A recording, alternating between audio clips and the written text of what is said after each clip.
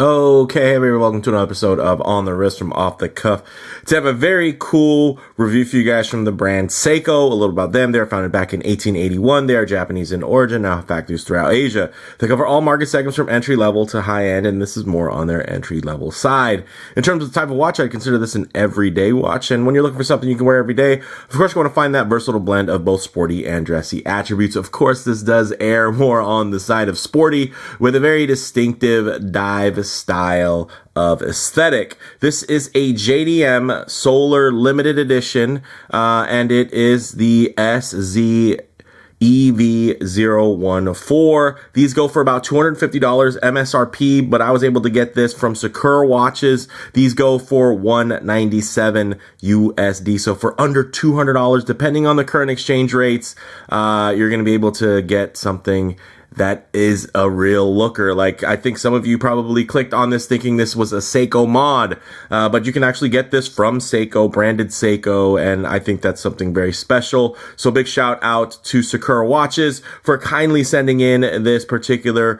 review model so I could share my thoughts with you all. So in terms of just some of the basics here, guys, this thing is quite thin. It's medium size, about 41 millimeters, and I think it's really nice. And surprisingly, the strap is one of the more impressive things, which is typically not a strong suit for Seiko, regardless of price point. So the fact that the factory strap option was surprisingly good. Also the fact that this is a solar piece, which means you don't have to worry about battery swapping quite as much, and also your accuracy is going to be quite nice at just plus or minus 15 seconds per month. So yeah, a lot to like here, but with that said, let's go ahead and zoom the camera out, get this piece in hand, and take a closer look. Okay, guys, so obviously quite a handsome look, very reminiscent of a modern Bond watch, kind of course, with some references to older Bond watches in terms of that very Submariner-like bezel and basic case shape.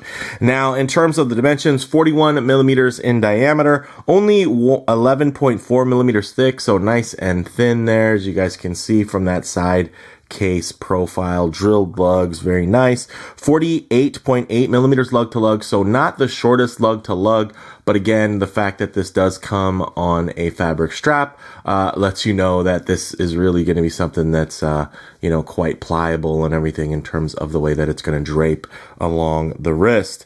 Now, the crystal is a flat Hardlex mineral with a magnification Cyclops. The magnification could be better on the Cyclops, but it does magnify, not quite as much as I would like personally, but it's not a perfect watch at $197, and I think that that's okay. Now, getting into the bezel, it's actually a bidirectional friction fit, so very true to the old school style, and also true to kind of Seiko's builds when they do go for these non kind of true dive watches. They're going to of course execute the full theme that way. So this is going to be more about general purpose for timing, which having a bidirectional bezel is technically going to be more useful in more scenarios versus just, a unidirectional, which is going to be basically just for countdown timing for diving. But one thing that they did do that was nice, which is a bonus, is they have a screw down crown. So that 10 bar of water resistance or 100 meters is very confidence inspiring because you do have a screw down crown. And the nice thing is, of course, with this particular setup here, you'll never have to unscrew it to wind it or anything like that. You just kind of set it and forget it. Every once in a while, once a month, maybe you have to, scoot around the good old date function. But other than that, this should be pretty straightforward. Now, this does have a solar quartz Seiko V157 movement, which actually has a 10-month power reserve on full charge. So you can get this fully charged and you have 10 months of use before you need to charge it again in terms of just sunlight charging it.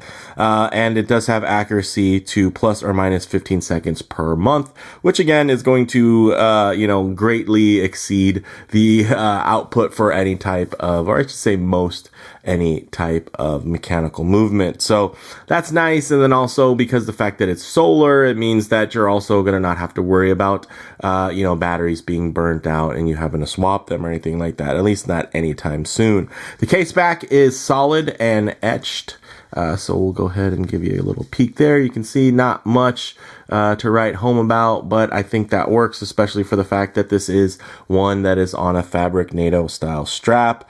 The dial is actually a black dial with a mild sunray, and you can see some of the solar lines through it when you do look at it at certain angles. So that might not be the greatest for everyone, but again, for me, for somebody who's looking at this as just a fun, cheap, affordable watch, I'm not worried about that in the slightest in terms of seeing a couple of those lines showing the kind of the solar panel aspect. Now, this does have brushed and polished hands, so there's going to be multiple finishes on there, which is quite nice. You have those raised indices, and yeah, it just comes together, I think, quite cohesively, quite handsome setup. The lugs are 20 millimeters, and these are drilled, and this is a nice fabric strap, I have to say, and from the fact that they have nice satin brushed hardware to even a floating keeper here, you get that full 300 millimeter length in terms of this NATO, style nylon strap, and it works for me, guys. It's one that I really, really enjoy. And in terms of kind of demoing that, we'll go ahead and since, we got some extra time on here, we'll go ahead and just demo putting this on. So here we go. It's going to go through there. You got all this slack, of course. You're going to take that. You're going to flip it back through. Very nice. And then you're just going to take this floating keeper and scoot that to where it aligns. So not reinventing the wheel by any means, but again, quite a nice setup, as you can see there. And I think one thing you'll notice, of course, this is, again, it's a full-size diver. This is not, although it has vintage design cues, it's not meant to be, some mid-size sweetheart. This is really meant to be just an everyday wear, and I think it works. And there's a lot of places where you can spend a lot more money for a watch that is essentially a fake Seiko, a Faco, if you will, where, they're going to put Seiko on the dial just because it has a Seiko movement, while no other component of the watch is actually produced by Seiko. I think the cool thing here is, again, it's similar to something like, let's say, a Moonswatch, right? Where you're getting a really affordable take, right, from the brands themselves. And this is, again, a really affordable take on this aesthetic from the actual brand, right? You're getting this from Seiko, and I think it looks really, really great. But with that said, let's actually get this flipped so we can get kind of a better perspective on how this wears on the wrist.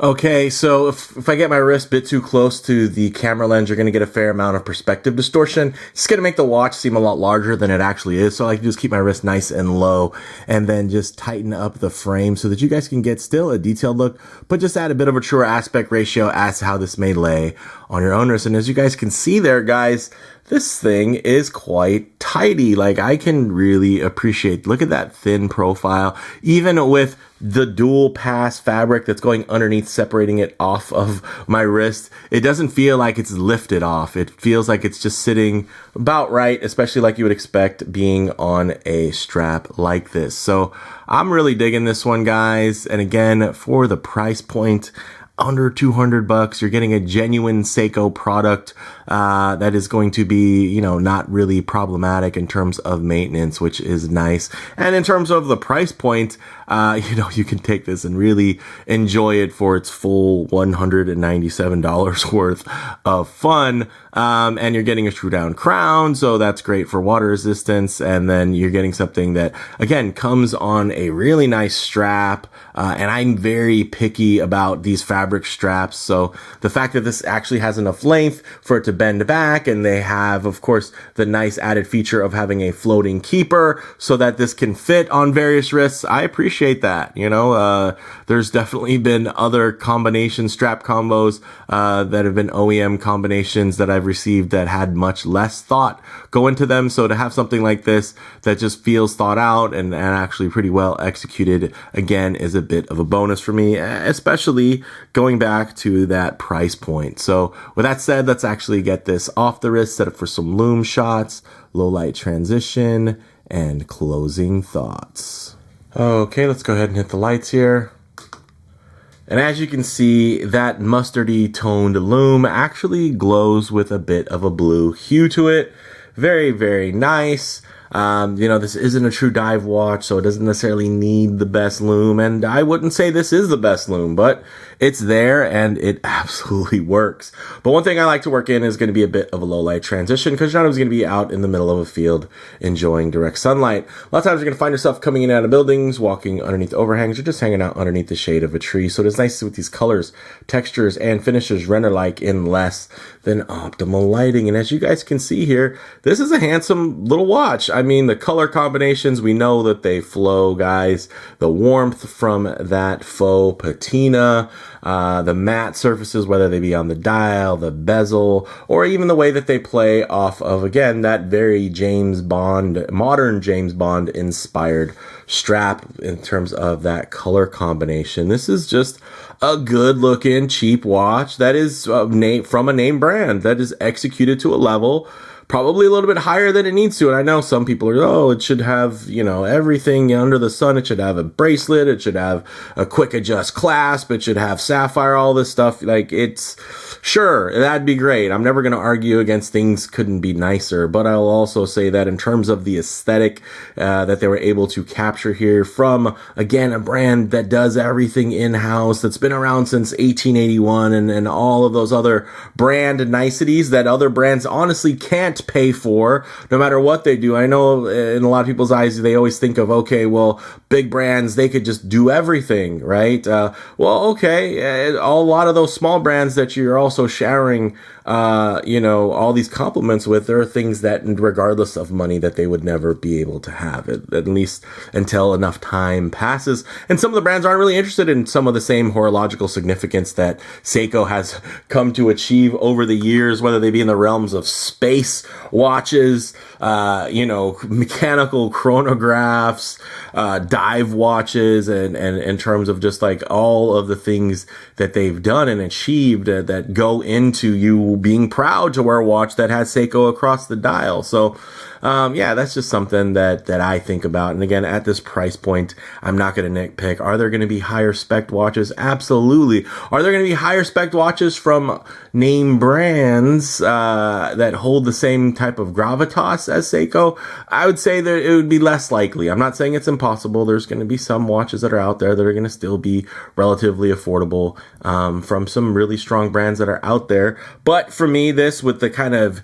Japanese domestic market appeal that you're going to get, the fact that it's limited, the fact that it is unique in terms of it being a solar watch, the fact that it also has this aesthetic, which is very, very cool, and I think really speaks to enthusiasts, you know, while still being at a price point that I think speaks to the casual buyer. So I think that's awesome. So closing thoughts from you guys on the wrist: quite thin and well proportioned. The fabric strap wears surprisingly well too, which is nice. In terms of model variants, it's also available in 3 other variations. Check the site links for current options and availability. I'll go ahead and post a couple of pictures there, some stills that I captured in case you are curious of some of the other variations. And then in terms of comparable models, at right around $200, the design, specs, and heritage are actually all pretty well rounded, which, again, I can appreciate. So for me, guys, bottom line, enjoy those 007 vibes for less with this very uncommon JDM gem from Seiko. I mean, you put this on a cheap mesh, and yeah, it's gonna speak to that aesthetic, or you could leave it on this particular strap and it's gonna speak to that aesthetic. And you know, I like that you can capture that with a genuine Seiko product. So with that said, let me know what you all think down in the comments below. If you like the video, please hit like, and if you're ready, please subscribe for more content just like this. Thanks, guys.